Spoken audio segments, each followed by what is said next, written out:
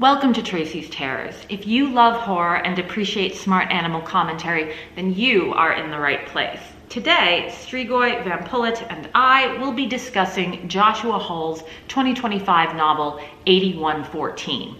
That's a lot of numbers. Before we begin, please subscribe to the channel and visit the website, tracysterrors.com. Okay, let's get into it. Joshua Hull is the co-screenwriter of that indie gem, Glorious, a film that manages to fit cosmic horror into the small space of a roadside bathroom. This sense of constraint, of discipline, is what makes Glorious such a success, but it's a quality that's sorely missing from Hull's debut novel, 8114. Here, he strives for a kind of horror maximalism, piling on every trope he can think of. And rather than raising the stakes, this excess dilutes the book's focus, and for me, really dials down the dread.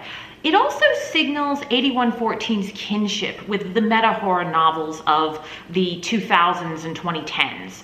While there's no agreed-upon expiration date for this trend, I think it's safe to say that over the past 5 years, the best horror has moved away from irony, shifted from irony toward earnestness. And that's what stands out most about 8114. It's already nostalgic for a style of storytelling that's barely behind us. Let's do a quick summary. When 8114 opens, unscrupulous podcaster Paul Early has destroyed the life of a former classmate by promoting a false story. Reeling from the internet backlash, he returns to his hometown after his best friend Kyle dies by suicide. The death is shocking, but also deeply mysterious because he's done it in the ruins of Paul's childhood home. Having learned nothing from the past, Paul then launches a new podcast to explore the dark history of the house and the strange circumstances of Kyle's death. 8114 is preoccupied with the exploitative nature of true crime media, suggesting that content like Paul's causes real harm, not just to victims' families, but to anyone who creates and consumes it. It's a compelling theme that unfortunately is buried under a heap of horror cliches. Paul doesn't just go back to a haunted house. The house is on cursed land, ruled by a demon, once worshipped by a cult of pregnant women. There's infant sacrifice. And now Paul sees dead people, is pursued by a J-horror style revenge ghost, and his podcast is part of a cursed media storyline, and on and on.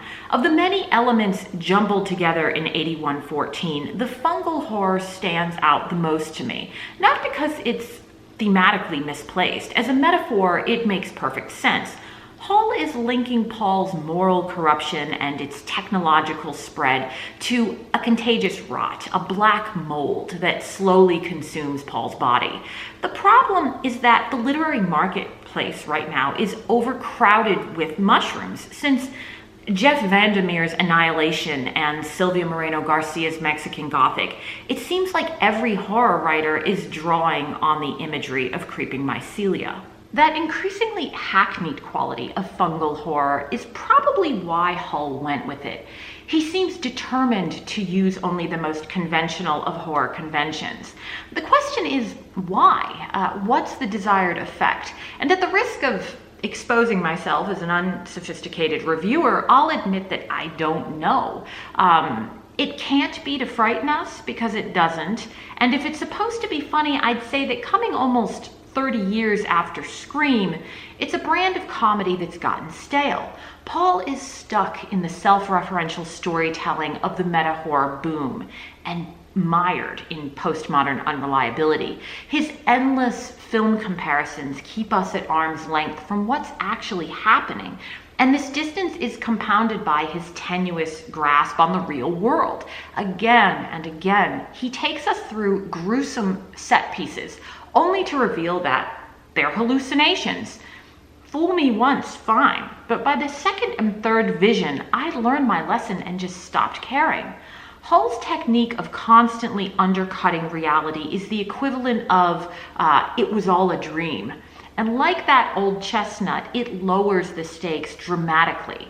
When anything can happen, nothing really matters. Readers who dream of a fourth novel in Stephen Graham Jones' Indian Lake trilogy might love 8114. But if meta horror isn't your jam and you come to it like I did through the carefully constructed Glorious, then you may find its everything but the kitchen sink approach a little bit disappointing. If you enjoyed this episode, please subscribe to the channel and again, visit the website, tracysterrace.com. Thank you so much for visiting with us today, and we will see you next time. Take care.